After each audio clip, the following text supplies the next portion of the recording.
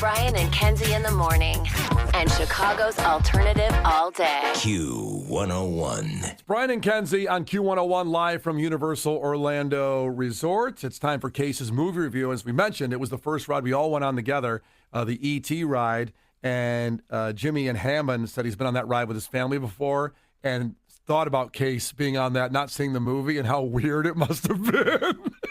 You're on these bikes flying through it and just seeing, well, we'll find out what he call E.T. My daughter calls him the frog.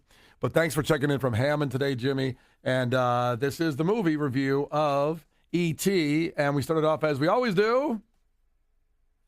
For Christ's sake, tomorrow's the 4th of July, and we will be open for business. What country you from? What ain't no country I ever heard of? They speak English and what? Utah. Give me 2. Do you enjoy pain? Pain don't hurt. Wax on, right hand. Wax off, left hand. Now fry like bacon, you little freshman piggies! Fry! Fry! Playing football in West Canaan may have been the opportunity of your lifetime, but I don't want your life. Well, here we go. E.T., the Extra Terrestrial, released June 11th, 1982, with a budget of $10.5 million. The box office, Kenzie, on this one, $797.3 million. In the 80s, it made almost $1 billion, or at least since then, almost $1 billion. That's insane. That is ridiculous. I can't believe that level. That's like $18 trillion in today's money. Yeah, that's how that math works out. And something like I don't that. need to pull out the inflation calculator. That was right. Yeah, sounds about right. The film was a smash hit at the box office, surpassing Star Wars in 1977 to become the highest-grossing film of all time, a record it held for 11 years until Spielberg's own Jurassic Park surpassed it in 1993, which is something we experienced yesterday as well. Unbelievable, the Velociraptor experience. Oh, my gosh. So good. So the encounter. So it's a Velociraptor encounter. Yeah. Very realistic. So much so they said, we're going to bring the adults. How about you guys leave your kids? Tell the kids what I'm talking about. Just like in the movie, run the other direction, kids, run. That's right. The film holds a 99% approval rating on Rotten Tomatoes based on 146 reviews with an average of 9.2 out of 10. And just to look forward a little bit, next week, Case will review Taxi Driver, the Robert De Niro classic, for its 50th anniversary. So a lot of big anniversary movies coming out. But we'll start like we always do, where we will play you the trailer of how E.T. was advertised way back in the day. The arrival, the search, the desertion, the discovery, the wonderment, the hope. I'm keeping him. Universal Pictures presents the new film from the director of Raiders of the Lost Ark, Steven Spielberg's E.T., the Extra Terrestrial. Rated PG. Starts Friday at a theater near you. Oh, the chills. I love this movie to death. I'm curious what Case, a 26-year-old, seeing it for the first time. And by the way, we just mentioned all these rides and what's going on here. We have just about, I'd say, 7 minutes away from a chance at the final qualifier for a trip to the Universal Orlando Resort from Brian and Kenzie on Q101. We'll draw the winner this hour. Case, what'd you think of E.T.? I was nervous for this one. You know, anybody that's heard some of my prior reviews know that I struggle with 80s movies. I find the 80s to be a decade that I just do not enjoy whatsoever. And I didn't know a lot about E.T., so watching this, knowing what it was, the highest grossing movie of all time when it came out, was a pretty daunting task. I know. We got a text from Allie Maxwell because this movie means a lot to people. And she goes, I've been nervous about reviews in the past, but this one, I am terrified. Wait. That's such a funny emotion. They're nervous for the review. That's They so are, funny. and I'm going to explain why. Because she also wrote, I have grown to deeply adore Case, but think he's pretty awesome. Grown to. But negative talk about E.T. is like a major deal breaker. Oh, good Lord. So I don't know if you're going to lose. Don't mess up the show. You know what I mean? Well, listen, it took a long time, Case, for her just to kind of like you. Yeah, to warm up to me. To warm up, and now this review could just take her back a century. Well, it's an interesting movie. All I knew going in about E.T. was I knew about the Reese's Pieces, and I knew that E.T. was like a fat, bald alien. But I didn't know much else about body the shaming movie. at the beginning is tough. Well, am I wrong? Well, the thing is, you say fat, bald alien. You can't compare aliens' bodies yet. We haven't seen enough of them. Well, I can compare him to a human body. Right. And, But, and E.T.'s, he's pretty thick. so you compare a giraffe's body to a hippo's Not body? all of them, just in the middle, like a beer drinker.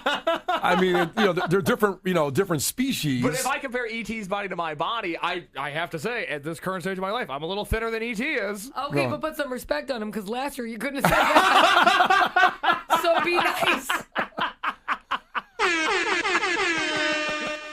So this fat bald alien movie. Okay. So what's interesting about E.T. is that I would say for most of the movie, and this isn't even necessarily a critique, it's just an observation, nothing happens in this movie. There's no dialogue for the first 8 minutes of this movie. There's really no action for the first 6 minutes. I was keeping track as I was going along. It's just a lot of rustling around in the woods and lights flickering here and there, and some kids are looking for what they think is a coyote, but it turns out to be a bald, fat alien. And I feel so bad for the kids that discover E.T. If I was Elliot, I would have grown up to have had severe trust issues, because he tells his parents, like, hey, just so you guys know, there's an alien in the shed. And the mom's like, oh, it's probably a coyote. They gaslight this kid to an unbelievable degree, to a point that I wouldn't be able to trust anybody if I was him. And just real fast, while we're talking about the kids, you do know that the little girl's Drew Barrymore. No, I did not know that. Gertie is Drew Barrymore. You didn't pick that up even from watching it? No. That's Drew Barrymore. Gertie is Drew Barrymore. Because we're on the road this week, I didn't do the normal, like, normally I watch the movie and then I do a ton of research, but I didn't have time. He was like, I went on the ride. I think I'm good. I think I about have it. What happened was, I watched the movie last night while I was drinking my milkshake. The second the movie was over, I was asleep, so I didn't Holding the milkshake like a rock star. I was pouring it out of the carpet by accident. So, no, I did not know Drew Barrymore was in this movie. I was wondering why she was famous. Is it from E.T.? That was a really big launching point. She has a family history of famous actors from, 100 years ago. Her like grandfather was in It's a Wonderful Life, which you've seen. He was the mean man in It's a Wonderful Life. I have seen that movie. Yeah, you have. Okay. You saw it last Christmas, a year ago. We Christmas. talked about it here. Yeah, on the show we talked about that. It's on the Brian and Kenzie podcast. Yeah, but Drew Barrymore also. This is probably her launching pad as an actress. Probably, yeah. I just thought that was an important note. No, that's good, because I have in my notes here, quote, I like when that girl finds E.T. because then they all start yelling in a really funny way, because the kids sort of discover E.T. in the house one by one. And when Drew Barrymore gets there, they're all yelling, and it's really funny. And then when this, quote, fat, bald alien starts yelling, too, it's really weird. Man, that guy's got a voice on him. The pipes on E.T. It's crazy, because I guess because it's the 80s and because I had to suffer through the Goonies last year, which for those that are maybe new to the show, we've been doing this. It's almost 2 years. The first week of March will mark 2 years since we've been doing these movie reviews. And unequivocally, the worst movie that I've watched ever for the show or otherwise is the Goonies. We lost some listeners over that one, too, by the way. But you know what? I stand by it. The show's doing just fine. So, but I thought this would be a lot like that, and that it would be like a screwball comedy. It would be really goofy and really cheesy, and it would be comedy that maybe is meant for like 7-year-olds but doesn't age well to a 26-year-old like myself. Instead, one, this movie has way more heart than I was expecting, which we can get into in just a minute. But this movie's funny.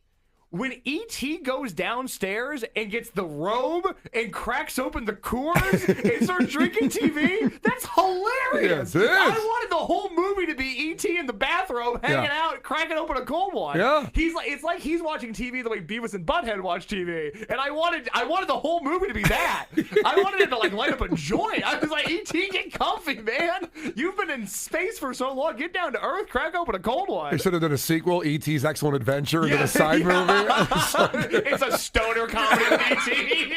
Pineapple Express. So I have to say that off the bat, despite perhaps his weird body shape that certainly wasn't helped by him drinking, and although I don't really understand what happened with the... Like, there's the scene where the kid's in school and then E.T.'s drinking the beer.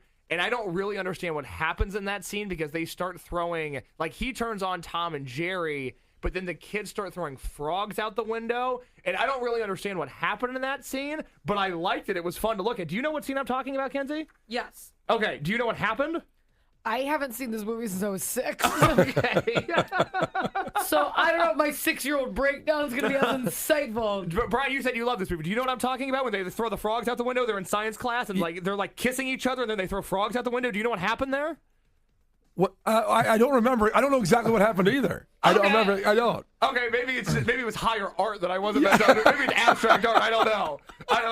But it's funny. Well, I'm just still taken aback with how much you thought the beer scene was funny, and then how had a lot of emotion. This is a crier movie. Well, everybody kept on telling me, like, we have people that work in our office that when I said I was watching E.T. this week, they were like, oh, I cried at that movie. And I was like, what could you possibly cry about?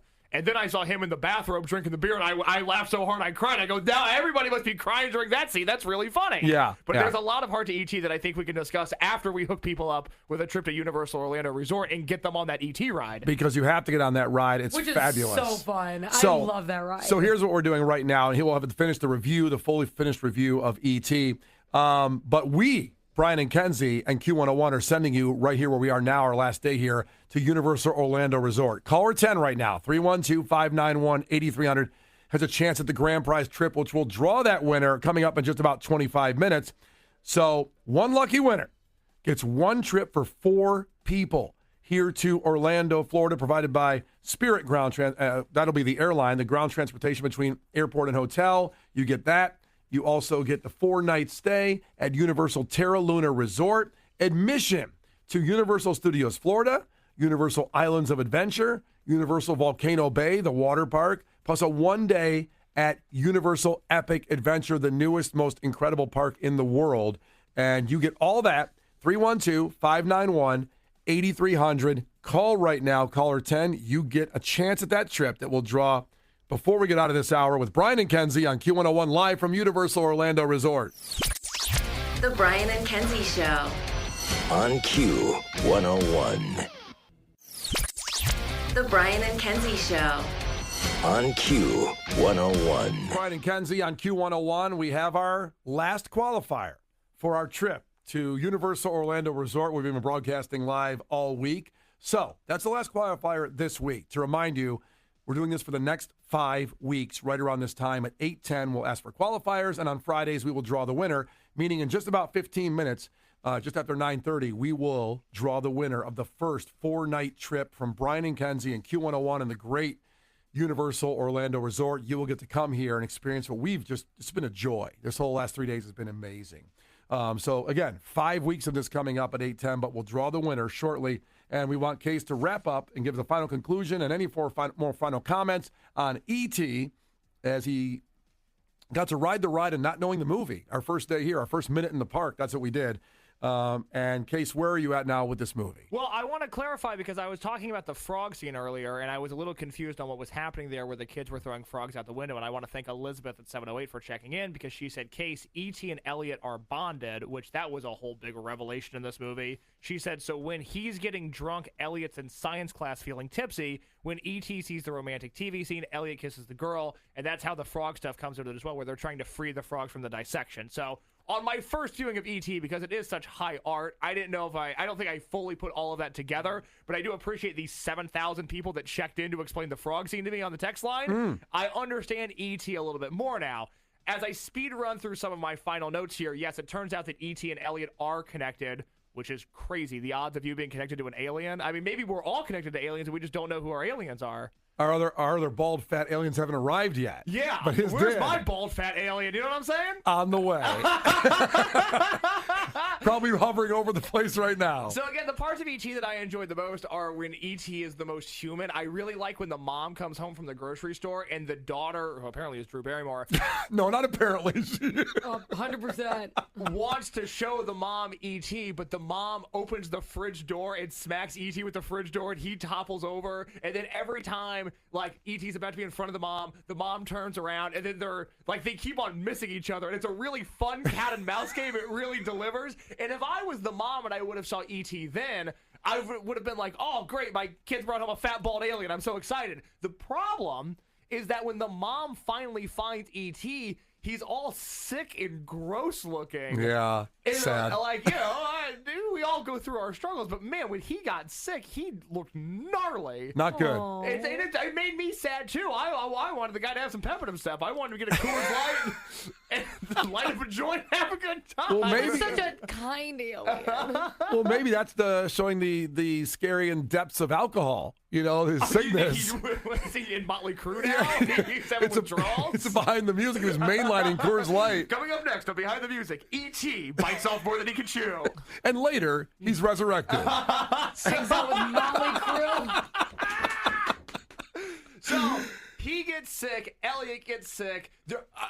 My jaw dropped when the astronauts show up to the house to quarantine the house. Because it's, despite being a movie about an alien, it's, I would say, somewhat grounded in reality. And then, boom, astronaut at the door. And I go, wow, I was not expecting that. So they put them in these little pods.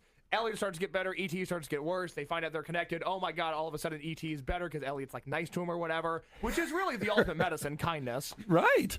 And then at some point they ride a bike in the air, and then hence the ride we were on was on bikes. There's the bike. I thought it was like a Lance Armstrong thing for a while. I was so confused, but no. Turns out they have like a floating bicycle, and then E.T. goes back into he phones home, and he's gone. E.T. phone home. That sounded like the Emperor. You don't like that? That was mean. What? E.T.'s nice. No, I mean that's how he does. E.T. phone home, Elliot. That's my E.T. impersonation. But you're just you sound a little mean.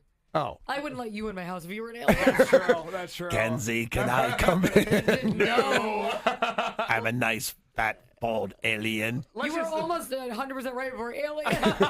It's just you now.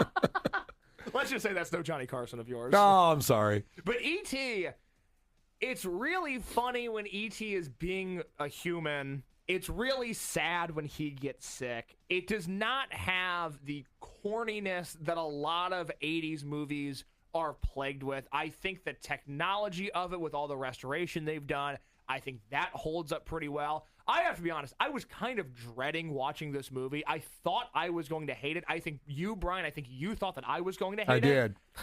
Because he talks about he doesn't like Stranger Things and the 80s Goonies stuff, and I thought this is based, the inspiration for Goonies or for Stranger Things was this movie and other movies like it. Right. In the 80s, in this era. That's energy. Spielberg stuff. Yeah, well, this movie was very, very enjoyable. Not in the pantheon, not an upper tier movie I've ever watched, but the next time I'm flipping through AMC and I see that E.T.'s on, I'll pop in for a little bit. I want to see the guy drink a beer again. That was fun. That's a good guy. Yeah. So I'm guessing I think the rating's going to be decent. What are you going to rate it on? Fat bald aliens. That's fair. That's fair. So look, it's not a movie that made me cry. It's not a movie that I'm obsessed with. I don't feel like E.T. changed who I am as a person, but it's a good, strong 7 fat bald aliens out of 10 movie. This is a nice movie. If you haven't seen E.T., and I know everybody in the world has but me, if you haven't seen E.T., this is worth the watch. I thought it was a nice movie. And the ride is 10 fat bald aliens out of 10. Amen, sister. Yeah, the ride's incredible. So I assume Allie's still a listener and still likes Case then after that review. 7.5 is a good rating. So. That's 7, not 7.5. Oh, damn it. 7 is still a good rating. That's a really good rating.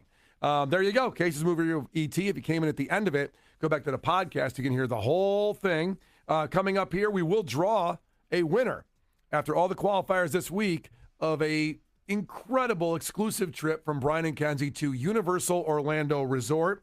We have a couple other things to get to as well in music entertainment news. Some new music dropped at midnight you have to hear. So that's coming up in about 3 minutes, and then we will get to the winner on here before we get to 9:40 with Brian and Kenzie on Q101. Brian and Kenzie in the morning, and Chicago's alternative all day. Q101.